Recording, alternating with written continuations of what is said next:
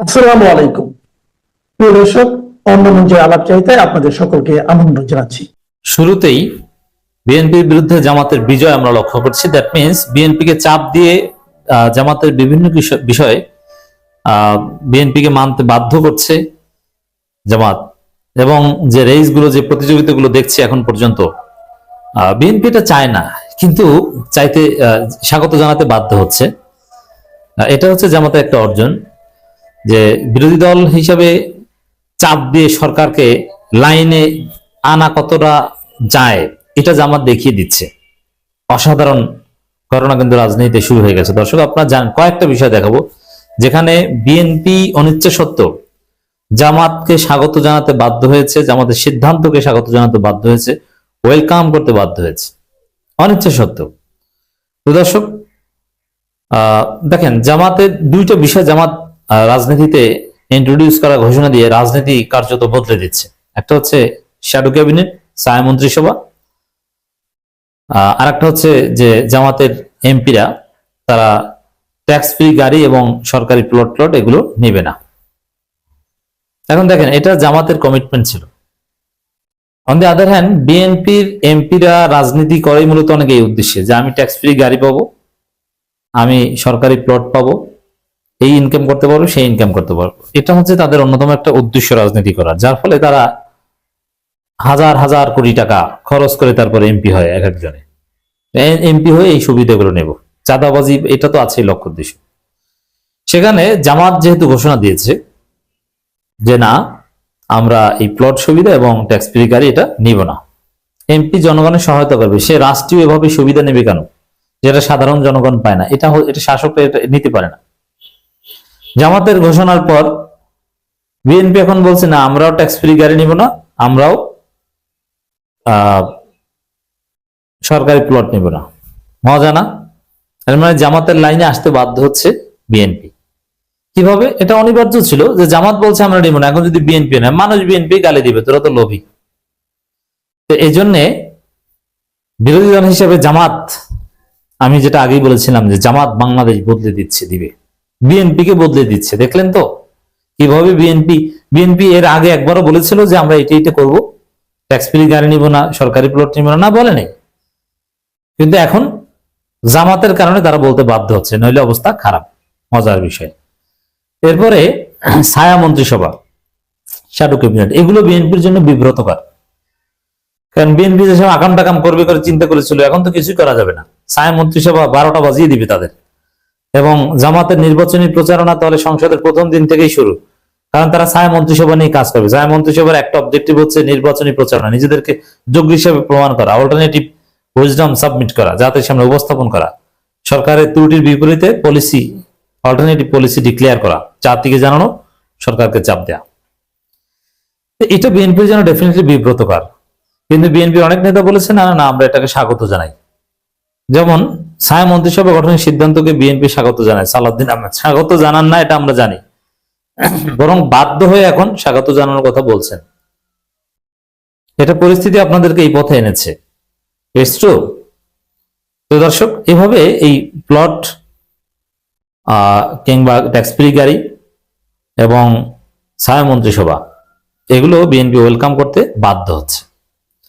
সামনে আরো একটা মজার জিনিস দেখুন, এই যে দুইটা শপথ হয়েছে, বিএনপির এমপিরা সংবিধান সংস্কার পরিষদের শপথ নেয়নি, যেটা সুস্পষ্ট জুলাই সনদের সাথে গাদ্দারি। আর জুলাই সনদে স্পষ্ট উল্লেখ আছে দুইটা শপথ নেবে, এবং আলী রিয়াজরা সংবাদ সম্মেলন করে স্পষ্ট বলেছেন, এবং সরকার দুইটা শপথই পড়িয়েছে, বিএনপি নেয়নি, জামাত জোট নিয়েছে। অতএব বিএনপি এখন এই জুলাই সনদের বিরুদ্ধে, জুলাইকে ভুলিয়ে দিতে চায় এবং সংবিধান সংস্কারের বিরুদ্ধে। কারণ তারা সেখানে সংবিধান সংস্কার পরিষদের শপথ, যেটা নিয়ে স্পষ্ট কথা জুলাই সনদে 180 দিনের মধ্যে কাজ সারতে হবে সংবিধান পরিষদ হিসেবে, এটা পুরনো স্পষ্ট কথা, মানে এগুলো তারা মানতে চাচ্ছে না। তো এতে এই যে তারা মানতে চাচ্ছে না, তো এটা নিয়ে জটিলতা তৈরি হবে। কিন্তু at the end of the day BNP যদি দেশ চালাতে চায়, ক্ষমতা টিকে থাকতে চায়, ক্ষমতা কন্টিনিউ করতে চায়, ডেফিনেটলি তাদেরকে জামাত যা করেছে যে দুইটা শপথ নিয়েছে, একটা পর্যায়ে এসে তাদেরকে দুইটা শপথ নিতে হবে, নইলে দেখবেন সবকিছু এলোমেলো হয়ে গেছে, রাজনীতির হিসাব নিকাশ মেকানিজম সব এলোমেলো। এখানেও বিএনপি বাধ্য হবে, তা জামাত বিএনপিকে বাধ্য করবে, করছে। ছায়া মন্ত্রিসভা গঠনের সিদ্ধান্তকে বিএনপি স্বাগত জানায়, এটা তো বাধ্য হয়ে স্বাগত জানাচ্ছেন, বুঝি না। বিরোধী দলের ছায়া মন্ত্রিসভা গঠনের সিদ্ধান্তকে বিএনপি স্বাগত জানায় বলে জানিয়েছেন দলটির স্থায়ী কমিটির সদস্য সালাউদ্দিন আহমেদ। বিএনপির গুলশান কার্যালয়ের সামনে সাংবাদিকদের সঙ্গে আলাপ করে তিনি একথা জানান। তো এরকম সামনে আরো অনেক কিছু কি স্বাগত জানাবেন আপনারা, এখন আপনারা করছেন স্বাগত জানাতে বাধ্য হবেন। তো দর্শক, আমি চিন্তা করি যে এই যে অস্থিরতা, যে বাস্তবতা, তাতে জামাত ক্ষমতায় আসে নাই, ভালো হয়েছে। বিএনপি এসেছে, এখন চ্যালেঞ্জ কত প্রকার কি কি বিএনপি টের পাবে, কিছুদিন পরে বুঝবেন যে অবস্থা কি হয়। তিনি বলেন, জাতীয় সংসদ সদস্য নির্বাচন ও রাষ্ট্রপতি নির্বাচনের ম্যান্ডেট আছে নির্বাচন কমিশনারের। স্পিকার ও ডেপুটি স্পিকার না থাকায় সংসদ সদস্যের শপথ করাতে পারেন প্রধান নির্বাচন কমিশনার, সেই হিসাবে সিইসি শপথ করানোর এটা তারা মেনে নিয়েছে খুব সহজে। কিন্তু ভাগ্য ভালো, তাদের যে দৃষ্টিভঙ্গি, যেভাবে আওয়ামী লীগের অফিস খুলে দিচ্ছে, তাতে বলো নাই যে, যেমন শিরিন শারমিন চৌধুরী তো গ্রেপ্তার না, শিরিন শারমিনকে খুঁজে এনে অথবা গ্রেপ্তার, ডেপুটি স্পিকার গ্রেপ্তার, তাদেরকে জেল থেকে মুক্তি দিয়ে অথবা আমাদেরকে জেল গেটে নিয়ে তারপরে শপথ করান। ভাই, আমরা এইটা মানি না, কারণ আমরা সেই পুরনো বন্দোবস্তে থাকতে চাই। এইটা করে নাই, ভাগ্য ভালো, এটাও তো করতে পারতো। সংস্কার পরিষদের শপথ নিয়ে জটিলতা তৈরি করেছে, এটা আগেই বলেছিল, কিন্তু এটা সুস্পষ্টভাবে জুলাই সনদের সাথে গাদ্দারি। দর্শক, বিদ্যমান দেখেন, এই তারা যেটা বলছে সংস্কার পরিষদ বা এটা সংবিধানে নাই। আরে ভাই, তাহলে আপনি যে সিইসির কাছ থেকে শপথ নেন, এটা কোন সংবিধানে আছে?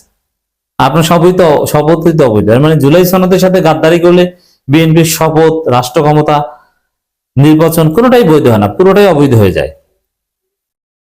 তো দর্শক, এর মধ্য দিয়ে বিএনপি একটা বিরাট জটিলতা তৈরি করতে পারে বলে মনে হচ্ছে, এবং যার সমাধান ডক্টর ইউনূসের হাতে আছে। ইউনূসকে ডেকে আনতে হবে, স্যার একটা সমাধান করে দিয়ে যান।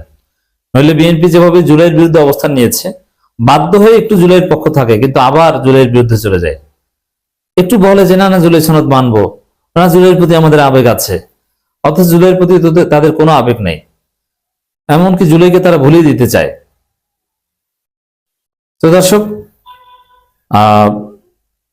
বিএনপি এরকম বাধ্য হয়ে এক একটা বিষয়ে বাঁধছে, কিন্তু একটু জল ঘোলা করে খায়, কিন্তু একটু জল ঘোলা করে খায়।